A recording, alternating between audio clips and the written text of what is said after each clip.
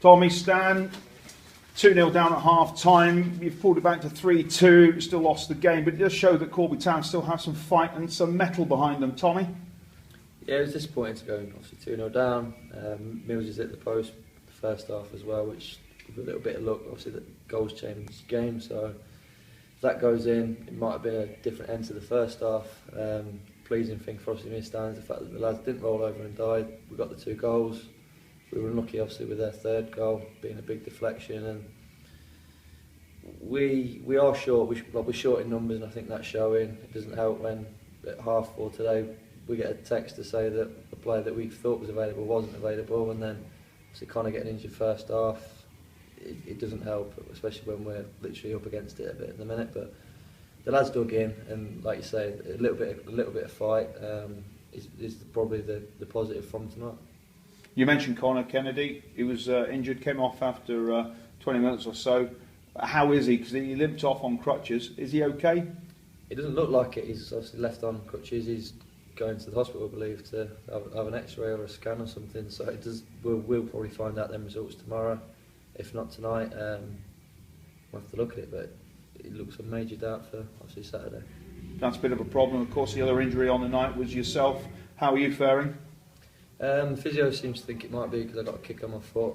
I think it might have reacted into my calf, so I'm hopeful. But like I say, we might have days to recover before Saturday, so we could possibly be 2 more down. It doesn't get any easier, does it? Of course, and with 2 games coming so close to each other over this bank holiday break, can you call on any other players? Is there anybody else you can bring into the squad to bolster it up? There's a list of players that we can work through, but this is the same list as we've been working through for weeks now. So whether or not they're available or they fancy it, it all depends on them really. It's the ball's out of our court in terms of that. It's literally up to the boys if they'll play. Stan, coming to you. Obviously, you had lots to say after the game at Burnham at the weekend because Tommy wasn't available. But where do you go from here? Well, you've got 3 games to play. You just want to see this season out, really, don't you? In a word, yeah.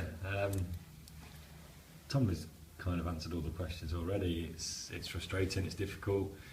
We can have doom and gloom and try and get people to feel sorry for us, or we just turn around and say, look, we lost a game of football and we get on with it. And we're trying to do the latter. We're trying to just get on with it. It's not.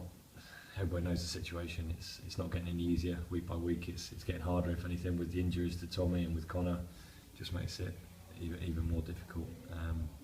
Tommy said that the 4:30 pull out today, that's killed us really. We had a different formation sorted. We had something planned, and then that changed at 4:30. So yeah, everything seems to be going against us at the minute. But credit to the opposition. They came and they're dangerous. They're lively up top and causes problems.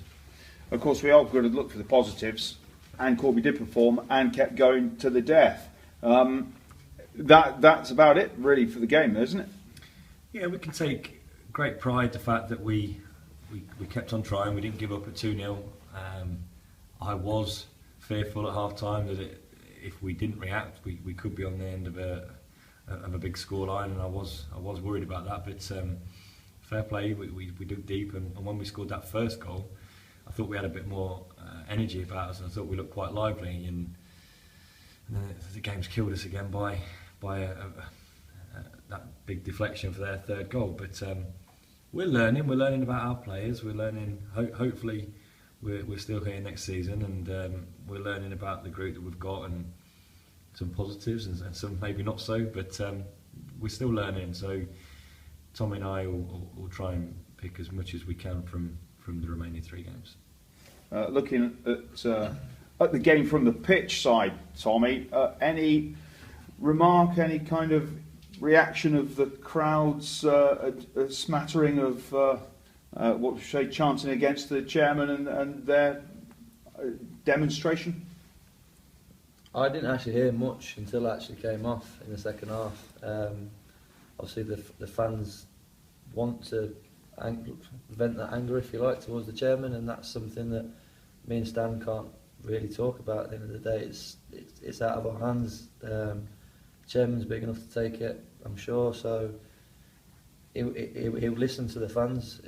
Everyone knows the situation now, so everyone wants for it to be resolved and moving forward for the club. Obviously, then me and Stan can start building and planning for next season and ensuring that this situation will never happen again, and we will come back a lot stronger from this. Thanks very much, John.